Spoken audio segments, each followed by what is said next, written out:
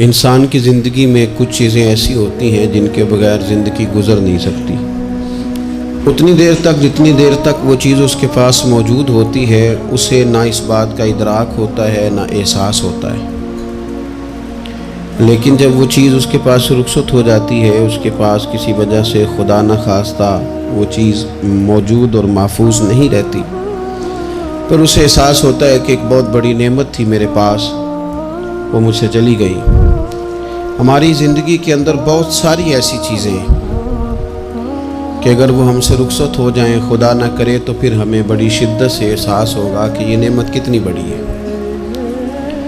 آپ قوس و قزح کے رنگ دیکھتے ہیں، دھوپ اور چھاؤں میں لوگوں کے چہروں کو ملاحظہ کرتے ہیں، آپ اپنے بچوں کو محبت کی نظر سے دیکھ کر دل کو ٹھنڈا کرتے ہیں، آپ اپنے ماں باپ کو محبت کی نظر سے دیکھ کر کامل حج کا ثواب حاصل کرتے ہیں، قرآن مجید کی زیارت کر کے آپ اپنے دل میں بہت سارا سرور محسوس کرتے ہیں، لیکن یہ ساری نعمتیں اتنی دیر تک آپ کے پاس ہیں جب تک آپ کے پاس آنکھ کی نعمت موجود ہے۔ اگر یہ رخصت ہو جاتی ہے نا، اگرچہ اتنی ساری نعمتوں میں یہ ایک نعمت ہے، لیکن آپ آنکھ نہیں ہے تو آپ کو تو اپنوں کا احساس بھی نہیں، آپ تو اپنوں کے چہرے بھی دیکھ نہیں پائے۔ کوئی بھی نعمت جو آپ کے پاس ہے، آپ کبھی محسوس کریں کہ اگر اس نعمت کا وجود ہمارے پاس نہ ہوتا تو ہماری کیفیت کیا ہوتی۔ یہ سانس ہے، ہم دو دفعہ سانس کا استعمال کرتے ہیں، ایک دفعہ اندر جاتی ہے اور ایک دفعہ باہر آتی ہے۔ اگر اندر نہ جائے تو بھی مسئلہ ہے، چلی گئی ہے لوٹ کر باہر نہ آئے تو بھی بہت بڑی مشکل ہے۔ تو اس کا اندر اور باہر جانا یہ زندگی کا احساس ہے۔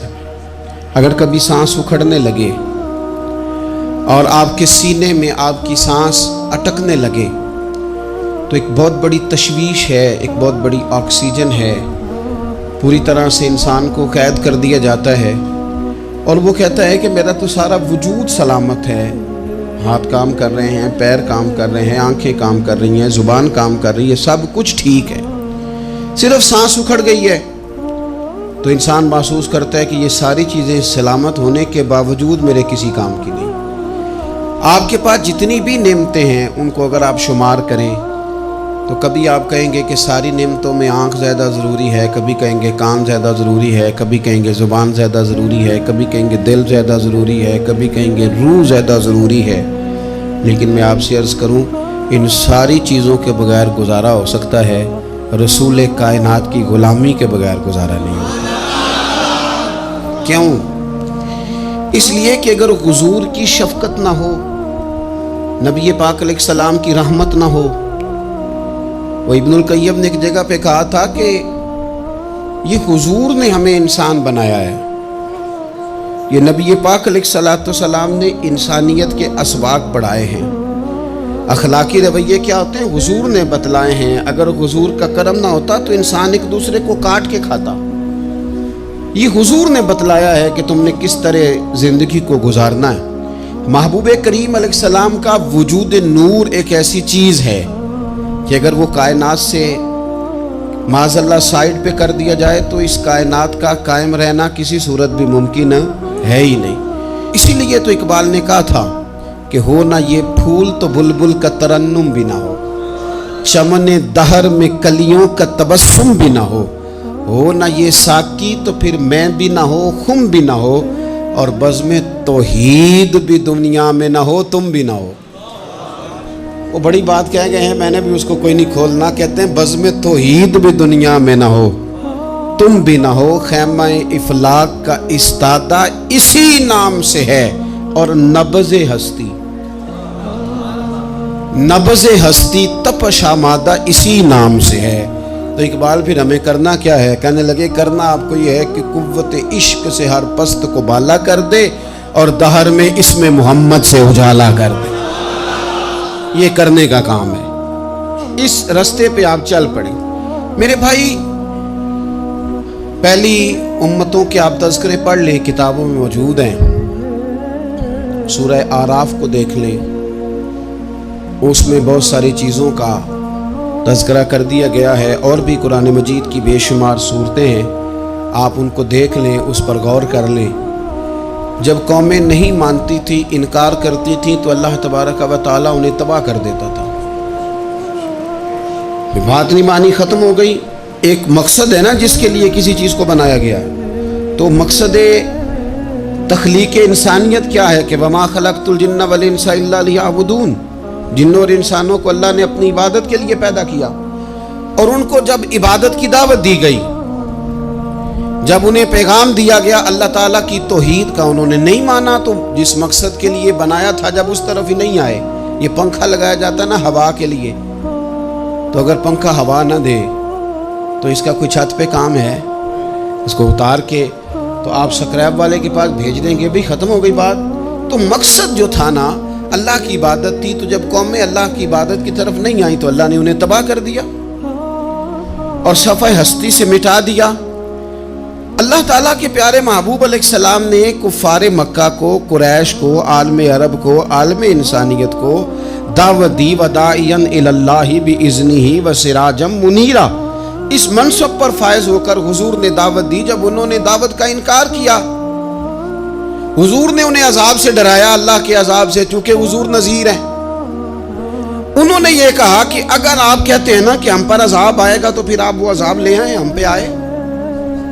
جب کوئی آدمی منہ سے تباہی مانگے،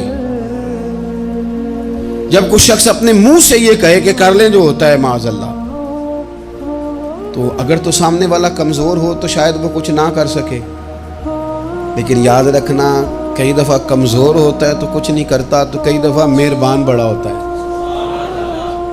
رحمان اور رحیم کئی دفعہ کرم نوازی کرتا ہے۔ جب انہوں نے کہا نا کہ لائیں وہ عذاب ہے محبوب جس کا آپ وعدہ کرتے ہیں، تو اللہ نے کیا فرمایا؟ فرمایا وما کان اللہ لیعذبہم وانت فیہم۔ محبوب رب کی یہ شان ہی نہیں کہ انہیں عذاب دے، کیوں؟ اس لیے کہ آپ ان کے درمیان موجود ہیں۔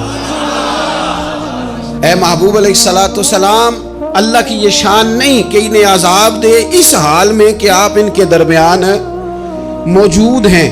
آپ میری بات کو سمجھیں گے، غور کریں گے کہ کافروں کے درمیان اگر حضور موجود ہوں تو عذاب نہیں آتا، تو قیامت میں جب حضور مومنوں کے بیچ موجود ہوں گے،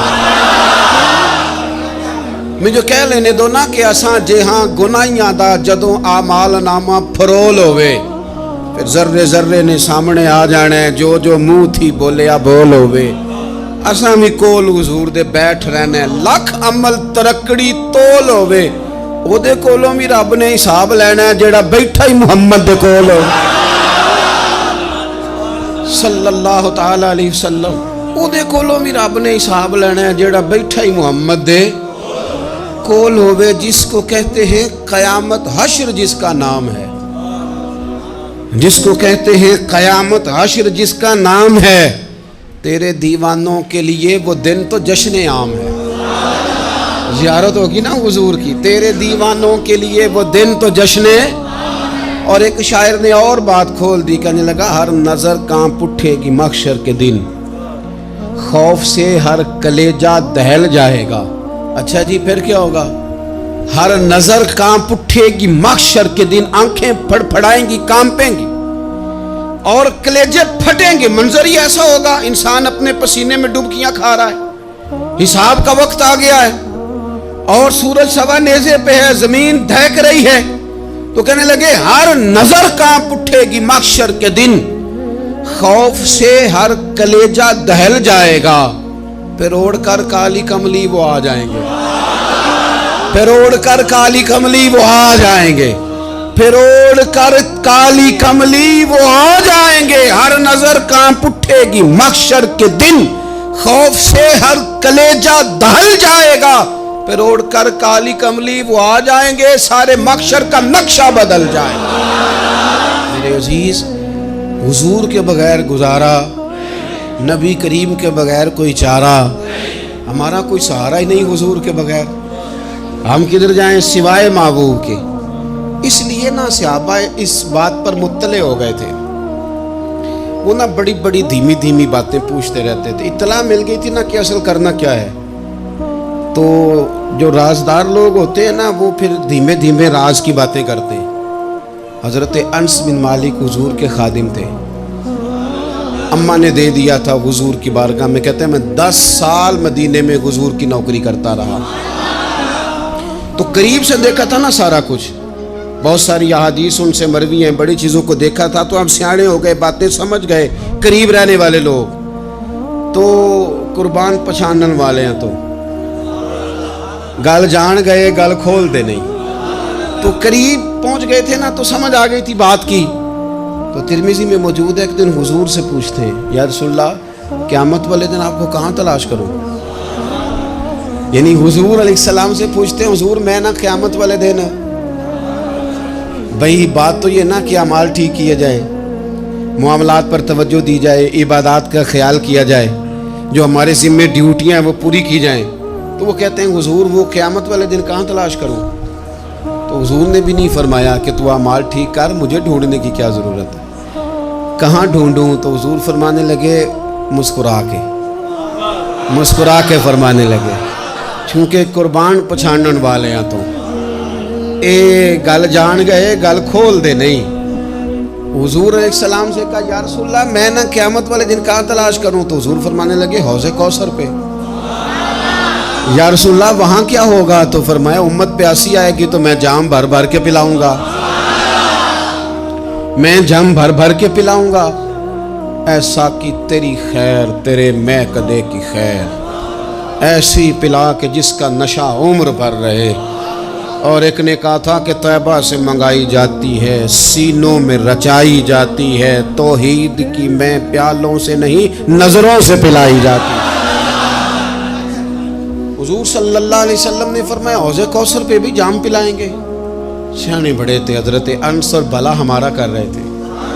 یہ حضور سے پوچھ کے نا تو ہمیں ایڈریس بتا رہے ہیں, کیونکہ حدیث روایت کر دی نا تو ہمیں ایڈریس سمجھا دیے, پتے بتا دیے کہاں پہنچنا ہے, ساری جگہ سمجھا دی. چلیں جدید دور آ گیا ہے, انہوں نے لوکیشن بتا دی کہاں کر کے نا کس جگہ جا کے سٹاپ کرنا ہے کام. یا رسول اللہ وہاں ملاقات نہ ہوئی تو حضور نے فرمایا پھر پل صراط پہ آنا.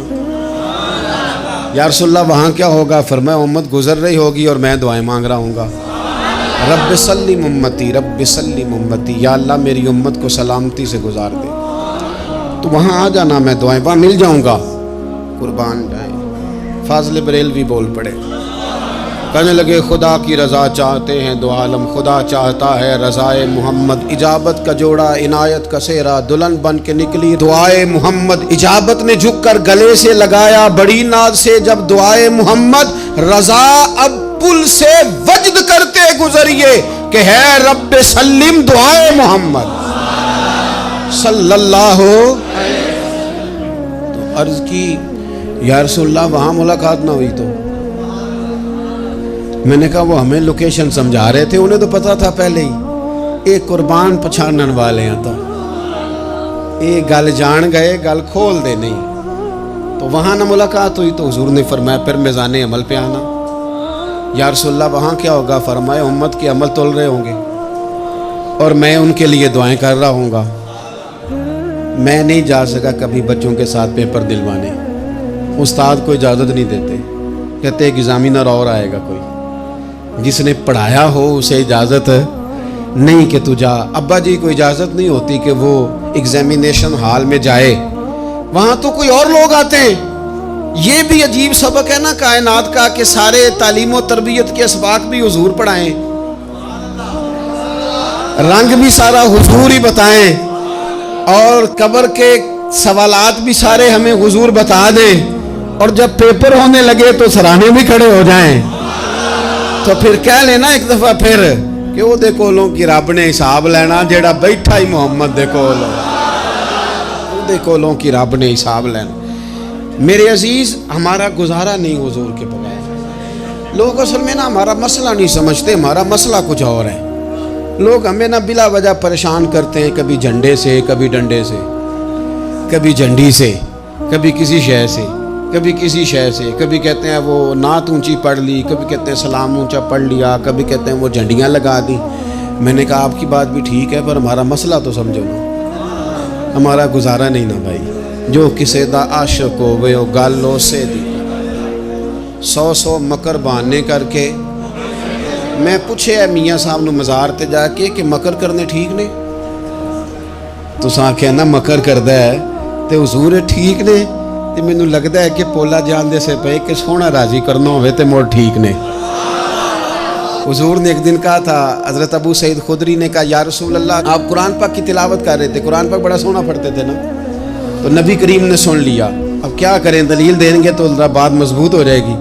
حضور نے سن لیا تو بعد میں فرمایا ابو سعید تو بڑا سونا قرآن پڑھتا ہے، رب کے علاوہ کسی کو دکھا کے عبادت کرنی جائز ہے؟ حضرت ابو سعید خدری کہنے لگے سن رہے ہیں، مجھے پتہ نہیں تھا آپ سن رہے ہیں، ورنہ میں نے تو اور بنا بنا کے پڑھنا تھا۔ اب تو مان جاؤ نا، جو کسے دا عاشق ہوئے گل اسے دی کرد ہے 100 مکر بہانے کر کے، 100 مکر بہانے کر کے او دے ہی مرنے مرد ہے۔ میرے عزیز ہماری مجبوری ہے، لوگ اس بات کو سمجھتے نہیں، ہماری مجبوری ہے، حضور کا میلاد ضروری ہے، لوگ سمجھتے نہیں بات کو، اس لیے بلا وجہ رٹا ڈال کے بیٹھتے ہیں۔ بھئی ہم نے تو کوئی رٹا ڈالنا نہیں، نہ سیاست کا، نہ دولت کا، نہ اقتدار کا، نہ کسی اور چیز کا۔ سیاست دے جھگڑے اساں چھوڑ دیتے، اتنے محبت دا جھگڑا ہے، یہ چھڑا کوئی نہیں سکتا۔ تو میرے عزیز ہمارا حضور کے بغیر گزارا، اور نبی پاک علیہ السلام کے بارے میں رب فرماتا ہے وَلَسَوْفَ يُعْطِيكَ رَبُّكَ فَتَرْضَىٰ، محبوب میں آپ کو اتنا دوں گا کہ آپ اپنے رب سے راضی ہو جائیں گے۔ کیا کروں میں؟ اب یہ آیت اتنی شاندار ہے۔ حضرت امام زین العابدین رضی اللہ تعالیٰ عنہ سے کسی بندے نے کہا قرآن پاک میں سب سے زیادہ امید والی آیت کون سی ہے؟ اس کا خیال تھا لا تقنطوا من رحمت اللہ کہیں گے، اللہ کی رحمت سے نا امید نہ ہونا۔ اس نے کہا حضور سب سے امید والی آیت بتائیں، وہ کہتا میرے ذہن میں تھا کہ یہ والی آیت پڑھیں گے۔ تو امام زین العابدین رضی اللہ تعالیٰ عنہ فرمانے لگے سب سے امید والی آیت ہے وَلَسَوْفَ يُعْطِيكَ رَبُّكَ فَتَرْضَىٰ، رب کہتا ہے محبوب اتنا دوں گا کہ آپ اپنے رب سے راضی ہو جائیں گے۔ آیت نازل ہو گئی تو حضور پتہ کیا فرماتے ہیں صحابہ سے؟ فرماتے ہیں رب کہتا ہے حبیب تجھے راضی کرنا ہے، اور جب تک میرے سارے غلام جنت میں گئے نہ میں نے اللہ سے راضی ہونا ہی نہیں، میں نہیں راضی ہوتا اللہ سے، سارے جائیں گے تو تب تو میں تو کہتا ہی رہوں گا نا قربان پچھانن والے آتا۔ او گل جان گئے پر گل کھول دے، او گل کھول دے نہیں، پتہ چل گیا بات کا۔ حضور کے بغیر گزارا، حضور کے بغیر کوئی چارہ ہی نہیں۔ اور خود حضور کیا فرماتے ہیں؟ یہ سنن ابن ماجہ ہے، میرے رسول پاک صلی اللہ تعالیٰ علیہ وسلم ارشاد فرماتے ہیں، حدیث کے راوی حضرت ابو موسیٰ اشعری رضی اللہ تعالیٰ عنہ، حضور فرماتے ہیں کہ اللہ نے مجھے اختیار دیا۔ یا رسول اللہ کس بات کا؟ فرمایا رب نے اختیار دیا میں چاہوں تو آدھی امت بغیر حساب کے جنت چلی جائے، اور میں چاہوں تو اللہ سے اختیار لے لوں کہ یا اللہ مجھے شفاعت کا حق دے، میں سفارش کرتا جاؤں اور تو انہیں معافی دیتا جائے۔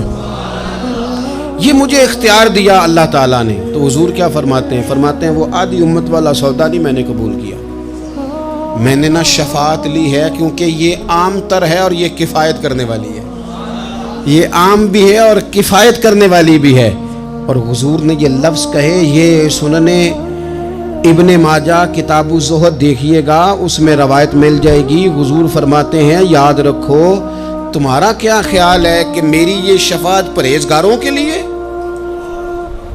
خود جملہ استفہامیہ سے بات کرتے ہیں، تمہارا کیا خیال ہے کہ میری یہ شفاعت جو قیامت میں میں سفارش کروں گا تو پرہیزگاروں کی کروں گا؟ حضور فرماتے ہیں نہیں، میں قیامت میں گناہگاروں کی سفارش کروں گا، میں گناہگاروں کی سفارش کروں گا، گناہگاروں کے لیے عرض کروں گا اللہ کی بارگاہ میں۔ کچھ دن پہلے میں کہیں پڑھ رہا تھا کسی کا مضمون، اس نے تشبیہ کس طرح کی دی ہے مجھے پتہ نہیں، لیکن لکھ دی بات، کہنے لگے ایک وکیل ہوتا ہے ایک شفیع ہوتا ہے، ایک وکیل ہوتا ہے ایک، حضور وکیل نہیں ہمارے، حضور ہمارے شفیع ہیں، شفاعت کرنے والے۔ وکیل یہ کہتا ہے جج صاحب سے کہ یہ جس کا میں وکیل ہوں نا اس نے نا غلطی کوئی نہیں کی، اسے معاف کر دیں۔ وکیل یوں بحث کرتا ہے، کہتا ہے اس نے کیا ہی نہیں، جرم معاف کرے۔ اور جو شفیع ہوتا ہے نا وہ کہتا ہے مالک اس نے سارے کیے، تو میرے آنے کی لاج رکھ اور اسے معاف کر دے۔ یہ وکیل اور شفیع کا یہ فرق ہوتا ہے کہ شفیع کہتا ہے سونے سارے کیے ہیں، بڑے بڑے پاپ کیے ہیں، پر میں جو آ گیا ہوں تو مہربانی کرنا معافی دے دے۔ میرے عزیز، حضور کے بغیر کہیں بھی گزارا نہیں ہے۔ ہم نے نا جب یہ بات سمجھ لی، اور پتہ ہے نبی کریم صلی اللہ علیہ وسلم نے آگے بڑھ کے خود بھی کئی مقامات پر اس بات کو کھول کر مختلف انداز میں بیان کیا۔ حضرت عبداللہ ابن عباس رضی اللہ تعالیٰ عنہ کی روایت آپ دیکھ لیں، یہ آپ کو مستدرک میں ملے گی۔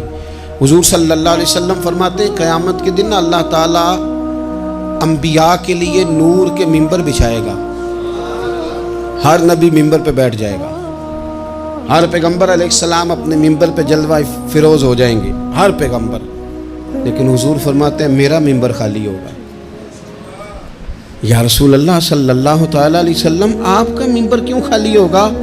حضور فرماتے ہیں میں ممبر چھوڑ کے رب کی بارگاہ میں کھڑا ہو جاؤں گا، اور اس ڈر سے کھڑا ہو جاؤں گا کہیں ایسا نہ ہو کہ میں جنت میں چلا جاؤں اور میری امت رہ جائے۔ میں اپنی امت کی سفارش کروں گا، رب میری امت کی سفارش قبول کرے گا۔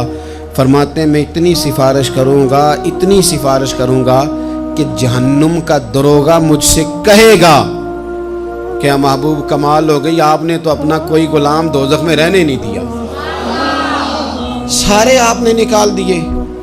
کسی شاعر نے بڑی خوب بات کی تھی، اس نے کہا تھا کہ یاد رکھو قیامت کا جو دن ہے نا، یہ قیامت کا دن دراصل ہمارا وقت ہوگا خاص، جب ہم نبی پاک صلی اللہ علیہ وسلم کی بارگاہ میں جائیں گے تو ہمیں سمجھ آ جائے گی کہ دنیا میں ہم نے کئی دوستیاں لگائی تھیں پر جھوٹی لگا بیٹھے۔ ایک دوستی سچی ہے جو مدینے والے کی ہے، وہ کہتے ہیں محمد بوٹیا جھوٹا ہی جاگ سارا، اے سچیاں مدینے والے دیاں یاریاں، سچیاں مدینے والے دیاں۔ تو نبی پاک صلی اللہ علیہ وسلم کے بغیر نہ دنیا میں گزارا ہے، نہ قبر میں گزارا ہے، نہ آخرت میں گزارا ہے۔ اب ایک سبق ہے، وہ سبق بھی آپ نے ضرور یاد کرنا ہے۔ جس شخصیت کے بغیر ہمارا گزارا نہیں، نہ قبر میں، نہ حشر میں، نہ پل صراط پہ، نہ میزان انبل میں، نہ حوض کوثر پہ، تو ہمارا ان کے بغیر دنیا داری میں گزارا کیسے ہو جاتا ہے؟ ہمارا تجارت بھی حضور سے سیکھے، گھرداری بھی حضور سے سیکھے، شادی بیاہ کے طریقے بھی حضور سے سیکھیں۔ جب گزارا نہیں حضور کے بغیر تو پھر زندگی کے سارے سلیقے حضور سے سیکھیں۔ پھر ادھر ادھر جانے کی ضرورت ہے، حضور کی سیرت کو پڑھیں، سوانے کو پڑھیں، حیات مبارکہ کا مطالعہ کریں۔ یہ جو ہم میلاد کا جلوس لے کے نکلتے ہیں نا، جب ہم نے نا بہت ساری چیزوں کو سطحی سا سمجھ لیتے ہیں معاذ اللہ بعض اوقات۔ یہ جب ہم میدان میں نکلتے ہیں نا، میلاد کے جلوس میں حضور کے نام کا نعرہ لگاتے ہیں، تو ہم نہ للکارتے ہیں اس نظام کو جو نظام حضور سے پہلے تھا۔ امیر غریب کی تقسیم تھی، ذات برادری کی تقسیم تھی، چھوٹے بڑے کی تقسیم تھی، گورے کالے کی تقسیم تھی۔ ہم جب میدان میں نکل کے نعرہ لگاتے ہیں تو ہم اس نظام کو للکارتے ہیں۔ ہم کہتے ہیں وہ نظام نہیں چلے گا، اب حضور کا میلاد ہو گیا ہے۔ اب نظام وہ ہے کہ جس پلیٹ میں ابو بکر صدیق کھانا کھائیں گے اسی میں بلال حبشی بھی کھائیں گے۔ اب نظام وہ ہے کہ اگر غریب آدمی جرم کرے گا تو سزا ملے گی، تو اگر گورنر کا بیٹا جرم کرے گا تو سزا اسے بھی ملے گی۔ اب حضور کا نظام آ گیا، ہم اس نظام کی طرف بڑھتے ہیں۔ اپنے آپ کو حضور کے قدموں کی طرف مائل کریں۔ میلاد صرف 1 سے 12 ربیع الاول تک نہیں، میلاد سارا سال ہے، ذکر میلاد سارا سال ہے، میلاد کی محفل سارا، اور میلاد صرف مسجد میں نہیں، گھر میں بھی ذکر میلاد، دکان میں بھی ذکر میلاد۔ ذکر میلاد سے مراد حضور کی تعریفیں، نبی پاک کی شانیں، حضور کی باتیں۔ آ میرے دل آمنہ کے لال کی باتیں کر، چہرہ والشمس کے اجلال کی باتیں کریں۔ اپنی طبیعتیں حضور کے ساتھ لگائیں، اپنے آپ کو حضور کے قدموں سے وابستہ کریں اور عشق کریں نبی پاک سے۔